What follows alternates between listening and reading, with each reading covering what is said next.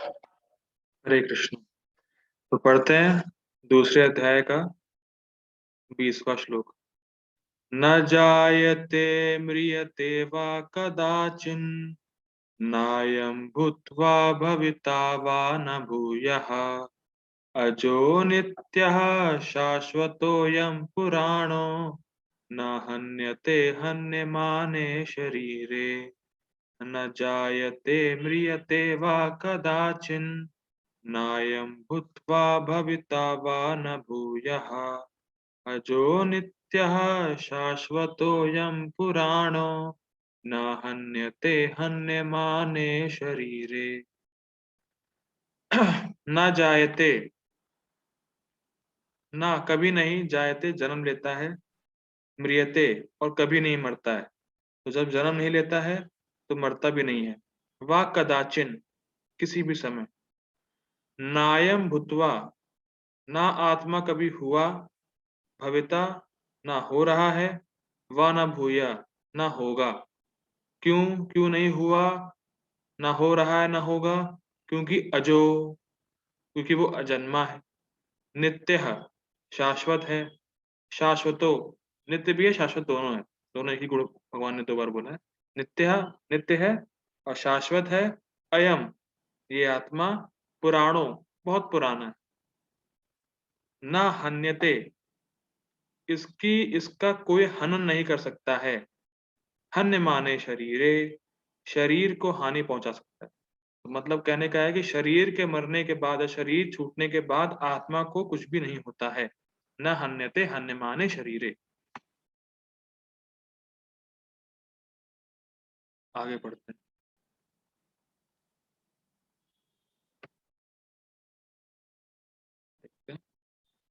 अनुवाद पढ़ते हैं।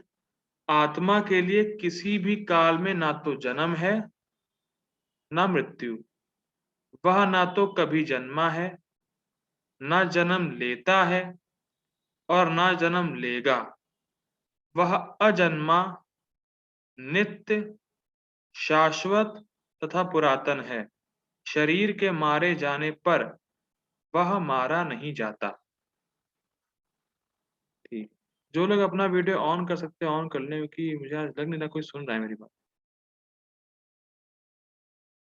बस प्रभु जी मैं सुन रही हूँ। ठीक है, चेक करना पड़ता है कोई सो तो नहीं रहा है कोई। ठीक। ठीक। पढ़ते हैं गीता भूषण टीका पढ़ते हैं। टीका पढ़ने से पहले एक बार हरे कृष्ण महामंत्र बोलेंगे। हरे कृष्णा कृष्ण कृष्ण हरे हरे, हरे राम राम राम हरे हरे। हरे हरे। देखते हैं गीता भूषण टीका। इस श्लोक में आत्मा के नियतत्व की पुष्टि यह प्रदर्शित करते हुए हो रही है कि आत्मा शरीर के 6 विकारों से सदा रहित होती है, जिनका वर्णन पहले हुआ था। मतलब भगवान यहाँ पे बता रहे हैं कि आत्मा टोटली डिफरेंट है शरीर से।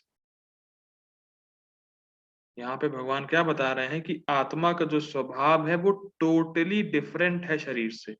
जो शरीर में 6 विकार या 6 ट्रांसफॉर्मेशंस होते हैं वो आत्मा में नहीं होते हैं, इसीलिए वो नित्य और शाश्वत।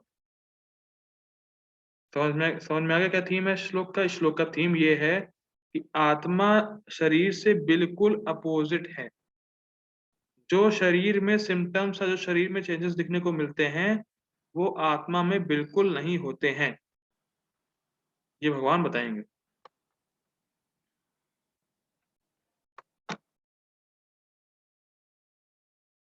अब शरीर के ट्रांसफॉर्मेशन क्या है वो देखते हैं। जायते अस्ति वर्धते विपरणमते अपक्षीयते विनश्यति। जन्म, शरीर जन्म लेता है। स्थिति मतलब रहता है। वृद्धि, फिर बढ़ता है। विकार, फिर बाय प्रोडक्ट्स देता है, जैसे शरीर में से किसी का प्रजनन करना, मतलब किसी के बच्चे वगैरह इत्यादि वो होते हैं शरीर से। फिर क्षय, धीरे धीरे बूढ़ा होता है। और मृत्यु, फिर बाद में मर जाता है। तो 6 ट्रांसफॉर्मेशन क्या है शरीर के? जन्म लेगा, रहता है वो, फिर धीरे धीरे बढ़ता है, फिर ट्रांसफॉर्मेशंस होते हैं, मतलब बाय प्रोडक्ट्स वगैरह देता है। फिर धीरे धीरे वो बूढ़ा होने लगता है और फिर बाद में मर जाता है। तो ये 6 ट्रांसफॉर्मेशंस शरीर के हैं, ये निरुक्ति 1.2 में कहा गया है। ठीक है, यहाँ वा का अर्थ है ना जायते म्रियते वा। श्लोक में देखा था ना जायते म्रियते वा। यहाँ वा का अर्थ है और मतलब आगे बताया जाएगा। ना जायते म्रियते शब्दों से आत्मा के संबंध में सृष्टि और प्रलय ये दोनों ही बहिष्कृत हो गए हैं। ना आत्मा जन्म लेता है, ना आत्मा की सृष्टि होती है, और ना आत्मा का प्रलय होता है, ना आत्मा मरता है। तो अब सबसे बड़ा जो है लोगों में कंफ्यूजन ही होता है, वो क्वेश्चंस पूछते हैं कि प्रभु जी, आत्मा भगवान का अंश है, आत्मा नित्य है, भगवान भी नित्य है, तो अगर भगवान आत्मा का सोर्स है तो आत्मा कब भगवान की अंश हुई? समझ में आ रहा है क्वेश्चन? भाई जब आपने कहा कि भगवान आत्मा के सोर्स हैं, आत्मा भगवान का अंश है, तो कब अंश हुए? जैसे फॉर एग्जाम्पल ये पेपर है, ये पेपर है, तो मैं इस पेपर के टुकड़े को फाड़ूंगा, ये फाड़ दिया, ये अलग हो गया, दिख रहा होगा, अलग हो गया है, ये पेपर ये रहा, ये अलग हो गया। अब जी है, प्रभु जी। अब क्या है कि अब आप बता सकते हैं कि इतने 6 फरवरी को 7:56 पे ये पेपर का टुकड़ा अलग हुआ पेपर से, बता सकते हैं। तो यस प्रभु जी। वैसे ही जब बात आती है जीवात्मा की कि जीवात्मा भगवान का अंश है, तो अंश हुए कब? लोग ये पूछते हैं। जैसे पेपर का ये टुकड़ा छोटा सा मैं जो फाड़ा वो इस बड़े पेपर का अंश है, तो ये अंश मैंने बताया कि 6 फरवरी को इतने इतने समय पे ये टुकड़ा टूटा या फटा। तो वैसे ही अब क्वेश्चन लोग पूछते हैं कि जीवात्मा कब भगवान के अंश हुई? ये सबसे बड़ा क्वेश्चन आता है। लेकिन पॉइंट क्या है कि भगवान भी नित्य हैं और जीवात्मा भी नित्य है, दोनों ही नित्य है, तो यू कांट टेल कि कब हुआ, क्योंकि दोनों ही समय के परे हैं, दोनों ही शाश्वत है, ये अचिंत्य है। कि भगवान जो है वो आत्मा के सोर्स हैं, लेकिन आत्मा भी शाश्वत है, आत्मा भी हमेशा से है और भगवान भी हमेशा से है। तो आप बता नहीं सकते कि कब अलग हुए, कब जो आत्मा भगवान का अंश हुआ, ये आप नहीं बता सकते, क्योंकि भगवान भी हमेशा से नित्य है, जीवात्मा भी हमेशा से नित्य है, भगवान भी हमेशा से है, आत्मा भी हमेशा से है। तो उसकी सृष्टि होने का टाइम आप नहीं बता सकते कि कब आत्मा ने जन्म लिया, कब आत्मा भगवान की अंश हुई, ये आप नहीं बता सकते, क्योंकि ये सब चीजें समय के परे है। इसीलिए कह रहा है कि आत्मा कभी जन्म नहीं लेता, आत्मा हमेशा से है, और जिसने जन्म नहीं लिया है वो मरेगा भी नहीं। तो ये क्वालिटी शरीर से बिल्कुल अलग है। शरीर जन्म भी लेता है और शरीर मरता भी है, मतलब शरीर सड़ जाता है। तो ये क्वालिटी जो शरीर की है उससे बिल्कुल अपोजिट है आत्मा। जिस प्रकार भूतकाल में जीव कभी भी जन्म नहीं लिया था, उसी प्रकार से भविष्य काल में भी वह कभी जन्म नहीं लेगा। देखिए कुछ लोग साइंटिस्ट लोग बोलते हैं कि 50 साल आने वाले 50 सालों में हम लोग केमिकल से मनुष्य को मतलब जीवित कर देंगे। तो भगवान यहाँ साफ साफ बोल रहे हैं कि कभी जन्म लेगा ही नहीं आत्मा। देखिए जीवित होने के लिए आपको आत्मा चाहिए, चेतना चाहिए, और केमिकल से चेतना आएगी नहीं, क्योंकि आत्मा का कभी जन्म होगा नहीं फ्यूचर में भी। तो इसीलिए केमिकल से आप लाइफ नहीं ला सकते, life can not be come from chemicals, यहाँ भगवान बता रहे हैं। भविष्य में भी जन्म नहीं लेगा, ऐसा हो ही नहीं सकता कि कुछ किसी के जुगाड़ से हम आत्मा की सृष्टि कर दें, ऐसा पॉसिबल ही नहीं। ठीक, आगे बढ़ते हैं। यह इंगित करता है कि जीव एक और जन्म नहीं लेगा। समझ में आ रहा है? जीव का अब जन्म नहीं होगा, क्योंकि जीव हमेशा से है, हमेशा से था, हमेशा से रहेगा, और स्थिति को धारण नहीं करेगा, जैसा कि अस्थि शब्द से सूचित होता है, सूचित हुआ था। अस्थि मतलब हम लोग ने क्या देखा शरीर के लिए कि शरीर का जन्म हुआ, वो रहा, फिर वृद्धि हुई, मतलब जैसे हम लोग शरीर छोड़ते हैं, प्रति क्षण हम लोग शरीर छोड़ ही रहे हैं। तो हम लोग का शरीर है, फिर छूटा, शरीर हुआ, फिर छूटा, हुआ, छूटा, हुआ, छूटा। लेकिन ऐसी चीज़ आत्मा में नहीं है। आत्मा जन्म नहीं लेता है और स्थिति मतलब ऐसा नहीं कि आत्मा कोई एक पर्टिकुलर सिचुएशन में कोई डिफरेंट होता है, फिर छूटता है, फिर डिफरेंट होता है। जैसा शरीर है, शरीर हमारा प्रतिक्षण चेंज हो रहा है और छूट भी रहा है। जैसे हम छोटे थे फिर बड़े हो गए, तो जो हमारा छोटा वाला शरीर है वो छूट गया। लेकिन आत्मा के केस में ऐसा नहीं है। आत्मा हर सिचुएशन में वैसी की वैसी ही रहेगी। समझ में आ रहा होगा। तो व्यक्ति को यह नहीं सोचना चाहिए कि आत्मा कभी बढ़ेगा। जैसा शरीर हमारा बढ़ता है या बढ़ता हुआ दिखता है हमें, वैसा आत्मा के केस में नहीं होगा या अधिक हो जाएगा। जैसा कि वृद्धि शब्द से सूचित होता है, वृद्धि भी एक शरीर का गुण है। तो यहाँ पे भगवान बता रहे हैं कि आत्मा में वृद्धि भी नहीं होती है। आत्मा जैसा का जैसा था वैसा का वैसा ही रहेगा और बढ़ेगा नहीं। अच्छा, अ, हरे कृष्णा प्रभु जी, अपू प्रभु जी, हरे कृष्णा। आज कैसे को लग रहा है कि सब सो रहे हैं। हरे कृष्णा आयुषी माता जी। हरे कृष्णा प्रभु जी। हाँ माता जी। अच्छा माता जी, आप बड़ा ही प्रोटामिन विटामिन की गोलियां लीजिए और प्रोटीन विटामिन खाइए, तो क्या उससे आत्मा का जो साइज है वो बढ़ जाएगा? नहीं, नहीं बढ़ेगा। तो क्या होगा फिर, शरीर का बढ़ेगा साइज? हाँ, शरीर कब बढ़ सकता है?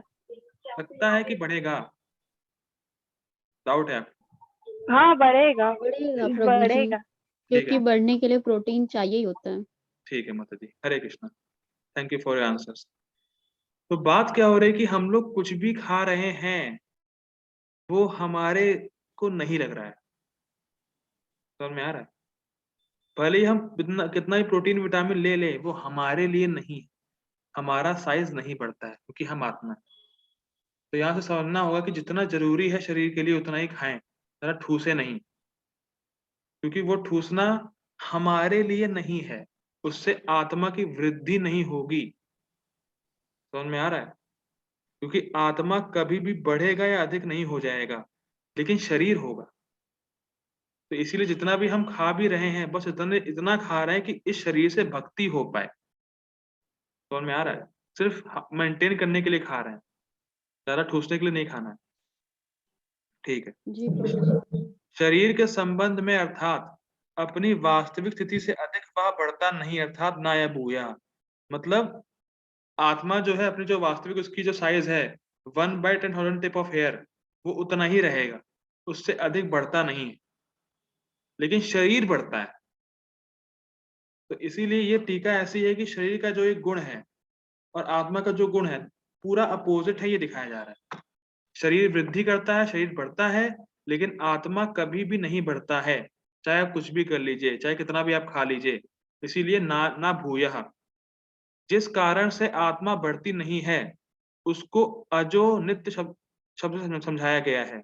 अजो मतलब क्या है, वो जन्म नहीं लेता है और वो नित्य है। तो जो जन्म लिया ही नहीं वो बढ़ेगा कैसे? शरीर जन्म लिया है इसलिए शरीर बढ़ता है और वो मरता भी है। तो छह चेंजेस आते हैं। लेकिन आत्मा जन्म नहीं लिया है और वो हमेशा से ऐसे का ऐसा ही है, इसीलिए बढ़ता नहीं। जो वस्तुएं जन्म और मृत्यु के अधीन हैं, जैसे कि पेड़, वह जन्म के बाद बढ़ते भी हैं और फिर मरते भी। जैसा मैंने बताया, जो जन्म लेगा और जो मरेगा वही बढ़ेगा। लेकिन आत्मा ना तो जन्म लेती है ना मरती है, इसीलिए वो जैसी की जैसी है वैसी की वैसी बनी रहेगी। क्योंकि जीव का ना तो जन्म होता है ना मृत्यु, अर्थात यह अजो नित्य है। इस कारण से यह वृद्धि भी नहीं करता, अर्थात ना भूयः। तो क्लियर हो गया होगा। शाश्वत का अर्थ है कि जीव का कभी क्षय नहीं होता। क्षय का मतलब जैसे हम लोगों ने देखा था, शरीर का क्षय होता है, वो बूढ़ा होता है, लेकिन आत्मा कभी बूढ़ी नहीं होती, वो शाश्वत है। वो जैसे पहले थी। देखिए, समझिए इसको। आत्मा ने कभी जन्म नहीं लिया, तो मरेगी नहीं। जन्म नहीं लिया और मरेगी नहीं, इसीलिए बढ़ेगी नहीं। जब बढ़ेगी नहीं तो बूढ़ी नहीं होगी। तो इन ऑल केस आत्मा जैसी थी वैसी रहेगी, ये बताया जा रहा है।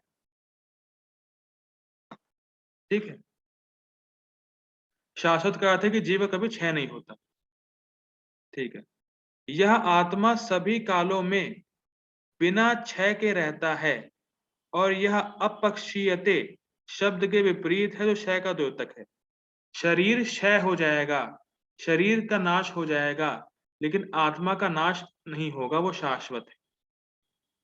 इसीलिए ये गुण भी शरीर का बिल्कुल अपोजिट है आत्मा में। पुराण शब्द यह इंगित करता है कि आत्मा बिना किसी परिवर्तन के है, अर्थात विपरण मते का गुण उसमें नहीं है। विपरण मते का गुण जो है शरीर में था, कि शरीर मर जाएगा, शरीर धीरे धीरे dwindle हो जाएगा, लेकिन आत्मा पुराण है, आत्मा बहुत पुराना है, फिर भी बूढ़ा नहीं। ये कहने का मतलब, पता नहीं हम लोगों ने कितने शरीर लिए, वो जन्म हुआ, बूढ़े हुए, मरे, फिर चेंज किया शरीर, फिर जो शरीर आया नया मिला, वो जन्म, फिर बूढ़ा, ऐसे करते करते कितना हो चुका है पता नहीं। अनंत जन्म ले चुके हैं हम लोग, अनंत शरीरों में जा चुके हैं, लेकिन आत्मा वैसा का वैसा ही बना हुआ। वो बहुत पुरातन है, वो हमेशा से है, फिर भी नया है। क्यों नया है? क्योंकि चेंजेस उसमें होते नहीं, शरीर में चेंजेस होते हैं, ये बात है। यद्यपि आत्मा बहुत पुराना है, अर्थात पूरा, फिर भी नव अर्थात नया है। क्यों नया है? कौन बताया क्यों नया है? क्योंकि प्रतिदिन बढ़ता रहता क्योंकि है। वो बूढ़ा नहीं, क्या माता जी फिर से बोलिए? क्योंकि वो बूढ़ा नहीं होता। हाँ, बूढ़ा नहीं होता। ओके, बूढ़ा मतलब इन नहीं, द केस कभी है कि वो वो वैसा का वैसा बढ़ता भी रहता है। रहता है ना। जी माता जी। मतलब आत्मा नव इसलिए है क्योंकि वो बढ़ता रहता है, मतलब माता जी आत्मा कहाँ बढ़ता है? आत्मा नहीं बढ़ता माता जी, यही तो बता रहे हैं, शायद आप समझी नहीं। देखिए आत्मा, देखिए आत्मा कभी, आत्मा का जन्म नहीं हुआ तो आत्मा कभी मरेगी भी नहीं। जब जन्म नहीं हुआ, जब मरेगी नहीं, तो बढ़ेगी नहीं। और जब बढ़ेगी नहीं तो हमेशा नहीं रहेगी, जैसी थी वैसी ही रहेगी। समझ में आ रहा है? ओके। मतलब आप यस प्रभु अभी यंग हैं, लेकिन कुछ सालों बाद आप ओल्ड हो जाएंगे, क्योंकि आपका जन्म हुआ है और आपको मरना है, और आप बढ़ रही हैं, आपकी वृद्धि हो रही है, आप धीरे धीरे बड़ी हो रही हैं, इसीलिए बूढ़ी हो रही हैं। लेकिन जी। जी प्रभु आत्मा जी। ने ना जन्म लिया है, ना मरी है, ना मरेगी, और इसीलिए वो बढ़ती भी नहीं है तो बूढ़ी भी नहीं होगी। जब बूढ़ी नहीं होगी तो नहीं रहेगी हमेशा। समझ आ गया? जी प्रभु जी। ठीक है। तो इसीलिए आत्मा कभी बढ़ती नहीं है। इससे कोई भी नया रूप धारण करने की आवश्यकता नहीं होती। मतलब ऐसा नहीं है कि आत्मा को नया होने के लिए नया शरीर चाहिए। आत्मा हमेशा से नया है, उसको कोई नया रूप नहीं चाहिए। जैसे अगर हमें अब, जैसे मान लीजिए कोई ओल्ड हो गया है, तो उसको अब यंग बनना है अगर, तो दूसरे शरीर में ही बन पाएगा, और कोई ऑप्शन नहीं है उसके पास। मान लीजिए कोई ए पर्सन है, वो 80 साल का है, अब वो चाहे कि मेरी जवानी वापस आ जाए, तो ऐसा पॉसिबल नहीं। अब उसको जब दूसरा शरीर मिलेगा, अब वो उसी में जवान होगा। लेकिन आत्मा तो कभी बढ़ती नहीं है, और वो वैसे की वैसी रहती है, तो इसीलिए वो हमेशा जवान रहती है, और उसको जवान होने के लिए कोई नया रूप चाहिए नहीं। ये बात होती। तो यह आत्मा शरीर के 6 प्रकार के विकारों से रहित है, और यह आत्मा नित्य है। अब जरा एक बार 6 विकार देख लेते हैं फिर से। ये रहे, जायते अस्ति वर्धते विपरमते अपक्षीयते विनश्यति। जायते, शरीर जन्म लेता है। आत्मा जन्म लेती है माता जी? नहीं प्रभु जी। नहीं, ठीक है, तो ये अपोजिट हो गया, उल्टा हो गया गुण। ये अस्ति, अस्थि मतलब शरीर जो है बढ़ता है, आत्मा बढ़ती है? नहीं नहीं, प्रभु जी। ठीक है। वर्धते, वर्धते का मेरे ख्याल से ये है कि हाँ, वर्धते मतलब ये है कि शरीर छूटा, पूर्ण दूसरा शरीर मिला। वृद्धि।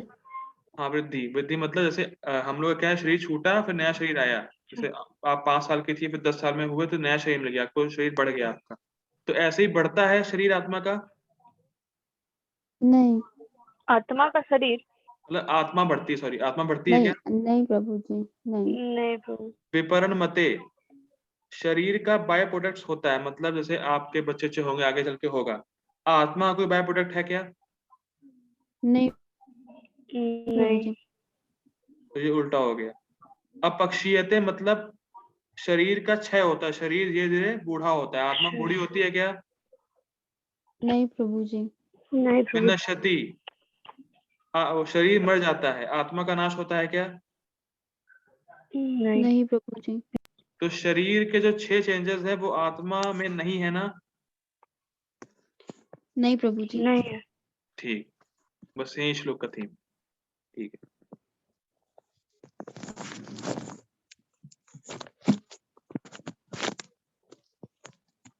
हम्म, क्योंकि आत्मा का यह स्वभाव होता है, इसीलिए जब शरीर को मारा जाता है तो आत्मा की मृत्यु नहीं होती। मतलब शरीर के मारे जाने पे आत्मा की मृत्यु नहीं होती। अर्जुन, तुमने ऐसे शब्द कहे कि मैं अपने गुरु का हत्यारा बनूंगा, यह सब अज्ञान के कारण ही कहा गया, ताकि तुम्हारा इससे अपयश ना हो।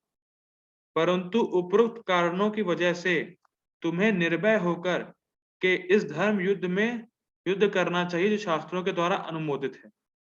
भैया अर्जुन, तुम कह रहे हो कि मैं अपने गुरुओं का हत्यारा बनूंगा, तो तुम हत्या करोगे किसकी? किसकी हत्या कर रहे हो तुम? आत्मा को कुछ होगा नहीं, शरीर तो नाशवान है ही है, तो किसकी हत्या करोगे तुम? तो ये सब अज्ञान की वजह से तुम बोल रहे हो। और तुम्हारा इस समय युद्ध करना शास्त्रों के अकॉर्डिंग है, तो तुम्हें युद्ध करना चाहिए। भगवान आत्मा का ये क्यों बताए? कहीं अर्जुन ऐसा ना समझे कि जो शरीर में गुण होते हैं वो आत्मा में भी होते हैं। भगवान ने बिल्कुल उल्टा दिखा दिया साफ साफ। ये जो शरीर में चेंजेस तुम्हें दिख रहे हैं अर्जुन, वो आत्मा में छयों के छयों नहीं है। ये मेन पॉइंट है। कहीं अर्जुन को ऐसा ना लगे कि शरीर में जो जो कुछ होता है वो आत्मा में कुछ हद तक होता हो, लेकिन भगवान कह रहे हैं ना, शरीर में जो भी होता है वो आत्मा में बिल्कुल नहीं होता है। तो इसीलिए अगर तुम फाइट करोगे, शरीर नष्ट होगा, तो वो तो नष्ट होगा ही ऑटोमेटिकली, चाहे तुम कुछ भी ना करो। और तुम सोचो आत्मा नष्ट होगी, तो वो होती नहीं। तो तुम युद्ध करने से मना क्यों कर रहे हो? युद्ध करो, क्योंकि युद्ध तुम्हारा धर्म भी है, और इस समय धर्म युद्ध कर रहे हो तुम, तो हिंसा की कोई बात होती ही नहीं। और जो तुम्हारा युद्ध करना है वो शास्त्रों के सम्मत में है, इसीलिए अर्जुन युद्ध करो। भगवान ये बता रहे हैं।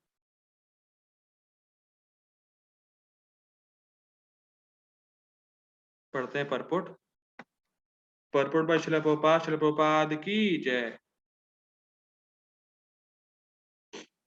गुणात्मक दृष्टि से परमात्मा का अणु अंश परम से अभिन्न है। मतलब गुण की दृष्टि से आत्मा जो है, जो हम लोग हैं, और भगवान जो है वो अभिन्न है, मतलब अलग नहीं है। जैसे भगवान सच्चिदानंद हैं, हम लोग भी सच्चिदानंद हैं, तो इसीलिए अभिन्न है, कोई भिन्न नहीं है। गुणात्मक दृष्टि से गुण में अलग नहीं है, लेकिन क्वांटिटी, मतलब अगर शक्ति की बात की जाए तो आत्मा बहुत अणु है, मतलब बहुत छोटा है। वह शरीर की भांति विकारी नहीं है, मतलब आत्मा में शरीर के जैसे चेंजेस नहीं आते हैं। कभी कभी आत्मा को स्थायी या कुटस्थ कहा जाता है। ये देखिए बड़ा इंटरेस्टिंग है। कुछ लोग बोलते हैं कि आत्मा स्थायी है। तो जैसे मान लीजिए मैं लखनऊ आया और लखनऊ से यहाँ आ गया, तो क्या मेरी आत्मा लखनऊ में ही है? क्योंकि वो तो स्थायी है, वो चलती नहीं है, वो तो वैसी रहती है। नहीं प्रभु जी। ठीक है माता जी, नहीं। देखिए स्थायी का मतलब वो लोग जान नहीं पाते कि स्थायी मतलब क्या है, कि जो शरीर में चेंजेस दिखते हैं वो आत्मा में नहीं है, इसीलिए चेंजेस से रहित है, इसीलिए स्थायी। समझ में आ रहा है? मतलब कोई भी जी वस्तु प्रभु आप देखें बहुत दिनों तक एज इट इज मेंटेन्ड है, तो आप कहेंगे ना कि ये स्थायी वस्तु है, मतलब इसमें चेंजेस दिखने को नहीं मिल रहे हैं। तो स्थायी का मतलब ये है कि जिसमें जी चेंजेस देखने को नहीं मिले। स्थायी का मतलब ये नहीं कि कहीं वो जगह फिक्स हो गई है, ऐसा नहीं है। स्थायी मतलब चेंजेस नहीं दिखते हैं उसमें, जैसे शरीर में दिखते हैं। शरीर में 6 प्रकार के रूपांतरण होते हैं। वह माता के गर्भ में जन्म लेता है, कुछ काल तक रहता है, बढ़ता है और परिणाम उत्पन्न करता है, धीरे-धीरे क्षीण होता है और अंत में समाप्त हो जाता है। क्लियर है बिल्कुल, हम लोगों ने टीका में देख लिया। किंतु आत्मा में ऐसे परिवर्तन नहीं होते, ये भी क्लियर है। आत्मा अजन्मा है, किंतु चूंकि यह भौतिक शरीर धारण करता है, अतः शरीर जन्म लेता है। शरीर का जन्म होता है। आत्मा न तो जन्म लेता है, न मरता है। जिसका जन्म होता है, उसकी मृत्यु भी होती है। लेकिन आत्मा जन्म लेता नहीं है, इसलिए उसकी मृत्यु भी नहीं होती। और चूंकि आत्मा जन्म नहीं लेता है, अतः उसका ना तो भूत है, ना वर्तमान है, ना भविष्य। ये समझिए, बड़ा इंटरेस्टिंग है पॉइंट। आत्मा जन्म नहीं लेता है, तो आत्मा का कोई पिछला जन्म होगा? क्या लगता नहीं है? होगा। ठीक। आत्मा कोई फ्यूचर में जन्म होगा? नहीं प्रभु जी। नहीं। आत्मा जैसी की जैसी बनी हुई है अभी। यस प्रभु जी, वैसी ही रहेगी। ठीक। शरीर का जन्म हुआ था, ओके। जी तो प्रभु जी। शरीर का जन्म हुआ तो आपको अपने बचपना याद है आपको ना? किसको अपना थोड़ा बचपना याद है? थोड़ा। सबको सबको याद होता है फिलहाल। और थोड़ा आपको ये भी पर पता है कि प्रॉपर नहीं याद होता। फ्यूचर में भी आप रहेंगे, मतलब जब तक आपकी मृत्यु नहीं नहीं हो प्रभु। तो रहेंगे थोड़ा बहुत तो। यस यस यस प्रभु जी। तो देखिए क्या है कि आत्मा वैसा का वैसा शाश्वत है, तो ना तो उसका, क्योंकि उसने जन्म लिया नहीं है, तो वो टाइम फ्रेम से बाहर है। समझ में आ रहा है? हम लोगों ने जन्म लिया है, इसीलिए हमें पता है कि हम 20 साल के हो गए, तो इसीलिए अब मुझे ये करना है, 50 साल में मुझे ये करना है। तो ये साल जो हम लोग करते हैं, कैलकुलेशन करते हैं कि 20 साल में करियर बना लो, 30 साल में शादी, ये वो, तो ये सब किसका है रेफरेंस? 20 साल, 30 साल। बॉडी के लिए। Body correct. के लिए। बॉडी के लिए। तो बॉडी के लिए भूत, वर्तमान, भविष्य है, क्योंकि उसने जन्म लिया है वो टाइम फ्रेम में। लेकिन आत्मा कोई भूत, वर्तमान, भविष्य नहीं है। और एक और बात बड़ी इंटरेस्टिंग, माया जो है वो हमें भूत और भविष्य में ही ले जाके रखती है। मतलब हम लोग अगर यस यहाँ प्रभु। पे अगर बैठे भी हैं तो या तो फ्यूचर के बारे में सोच रहे होंगे, या तो पास्ट के बारे में। प्रेजेंट में हम लोग बहुत कम रहते हैं। और आत्मा सिर्फ प्रेजेंट में ही रहता है। लगा उल्टा कुछ? शरीर में जब तक हम हैं तब तक माया हमें पास्ट और फ्यूचर में धकेलती रहेगी, धक्का देती रहेगी। और आत्मा हमेशा प्रेजेंट में रहता है, उसका ना भूत है ना कोई भविष्य है। मतलब प्रेजेंट में कहने का मतलब है जैसे वो थी वैसी ही है, तो प्रेजेंट में ही है ना वो। समझ में आ रहा यस है? प्रभु। जैसी वो है वैसी ही वो है। मान लीजिए अभी समय को रोक दें, तो हमेशा प्रेजेंट ही रहेंगे हम लोग। हमारा ना फ्यूचर होगा ना पास्ट होगा। तो आत्मा हमेशा प्रेजेंट में रहती है। लेकिन माया हम लोग को, जब तक हम लोग शरीर में है, फ्यूचर और पास्ट के दोनों जो है, क्या कहते हैं उसको, तराजू में तौलती रहती है हम लोग। या तो फ्यूचर के बारे में सोचेंगे, अरे क्या करना है, क्या करना है, क्या करना है। और पास्ट में, अरे क्या हो गया, क्या हो गया, क्या हो गया। बस प्रेजेंट में क्या करना है इसके बारे में हम सोच नहीं पाते, क्योंकि माया शक्ति बड़ी स्ट्रांग। आगे बढ़ते हैं। आत्मा नित्य, शाश्वत तथा सनातन है, अर्थात उसके जन्म लेने का कोई इतिहास नहीं है, क्योंकि आत्मा टाइम फ्रेम से पहले की है। जैसे शरीर के प्रभाव में आकर आत्मा के जन्म मरण आदि का इतिहास खो हाँ, लोग लेके क्या करते हैं, लोग क्या करते हैं कि लोगों को लगता है कि शरीर का जन्म होता है, मृत्यु होती है, तो आत्मा का भी ऐसा होगा, ऐसा वो लोग सोचते हैं। तो इसीलिए प्रभुपाद जी कह रहे हैं कि इसका कोई इतिहास खोजे भी तो नहीं मिलेगा, क्योंकि कोई इसका इतिहास है ही नहीं आत्मा का, कि आत्मा कब आई। आत्मा शरीर की तरह कभी भी वृद्ध नहीं होती। अतः तथाकथित वृद्ध पुरुष भी अपने में बाल्यकाल या युवावस्था जैसी अनुभूति पाते हैं। ऐसा है कि जो काम वासना है, जो लस्ट है, वो बुढ़ापे में भी नहीं जाती। क्यों? क्योंकि आपका शरीर तो चेंज हो रहा है, लेकिन आपका जो सूक्ष्म शरीर है, वो चेंज नहीं होता है, वो चेंज नहीं होता है। तो इसीलिए जो हमारे भोग के संस्कार हैं, वो उसमें बने रहते हैं। तो जब तक और तो इसीलिए जब हम बूढ़े भी होते हैं, तो जो काम वासना मन में अभी भी अटकी है, वो वैसी की वैसी बनी रहती है। और वो सोचता है काश वो उसको मतलब कर पाए, सेंस ग्रेटिफिकेशन कर पाए। लेकिन जो उसके सेंसेस हैं, वो अब काम के नहीं रहे। समझ में आ रहा है? तो कभी भी बूढ़ा व्यक्ति को ये फ़ील नहीं होगा कि हम बूढ़े हो गए, शरीर से लगता है उसको, लेकिन मन से वो अभी भी चाहता है कि हम जवान हो जाएँ। बूढ़े लोगों को शरीर से लगता है भले ही हम बूढ़े हो गए, लेकिन मन से अभी भी वो चाहते हैं कि वो जवान हो जाएँ। क्यों? क्योंकि आत्मा हमेशा जवान रहती है, वो कभी बूढ़ी नहीं होती। तो इसीलिए जो उनके अंदर फीलिंग रहती है काश हम जवान रहें, काश हम ऐसे ही रहें। जैसे कुछ लोगों को बुढ़ापे से बड़ा लगता है, कि अरे बुढ़ापा ना आए मेरा, जैसे हम हैं वैसे ही बने रहें। क्योंकि वो आत्मा की क्वालिटी है, तो उनको कुछ-कुछ वो अनुभूति होती रहती है, ये बात। शरीर के परिवर्तनों का आत्मा पे कोई प्रभाव नहीं पड़ता। शरीर की उपसृष्टि संतानें हैं और वे भी व्यष्टि आत्माएँ हैं और शरीर के कारण वे किसी न किसी की संतानें प्रतीत होती हैं। शरीर की वृद्धि आत्मा की उपस्थिति के कारण होती है। मतलब शरीर बढ़ भी रहा है, तो जब तक आत्मा है तब तक ही बढ़ रहा है वो। किंतु आत्मा के ना तो कोई उपवृद्धि है, ना ही उसमें कोई परिवर्तन होता है। लेकिन आत्मा का कोई बाय प्रोडक्ट नहीं है। ये नहीं कह सकते कि एक आत्मा ने दूसरे आत्मा को पैदा कर दिया, ऐसा नहीं है। क्योंकि आत्मा कभी पैदा नहीं होती है, आत्मा का जन्म नहीं होता है। तो जो हम लोग बच्चे पैदा भी करते हैं, वो भी एक अलग ही जीवात्मा है जिसको हम लोगों ने शरीर दिया है बस। शरीर दिया है, आत्मा पहले से ही थी वो, ये पॉइंट बताया जा रहा है। अतः आत्मा शरीर के 6 प्रकार के परिवर्तन से मुक्त है। कठोपनिषद में 1, 2 17 इसी तरह का एक श्लोक आया है। इस कठोपनिषद में एक श्लोक आया है इसी तरीके का। न जायते म्रियते व विपश्चिन् न बभूव कश्चित् अजो नित्या शाश्वतोऽयं पुराणो न हन्यते हन्यमाने शरीरे। जैसा श्लोक गीता का है वैसा ही सेम एज़ इट इज़ है ये, लेकिन यहाँ पे ना जायते म्रियते व विपश्चिन् हो गया है। वहाँ कदाचिन है, यहाँ विपश्चिन् हो गया है। इस श्लोक का अर्थ तथा तात्पर्य भगवद गीता के श्लोक जैसा ही है, किंतु इस श्लोक में एक विशिष्ट शब्द विपश्चित का प्रयोग हुआ है, जिसका अर्थ विद्वान या ज्ञानमय आत्मा ज्ञान से चेतना से सदैव पूर्ण रहता है। यहाँ विपश्चित का मतलब है आत्मा का धर्मभूत ज्ञान। धर्मभूत ज्ञान क्या होता है माता जी, ऐसी माता जी?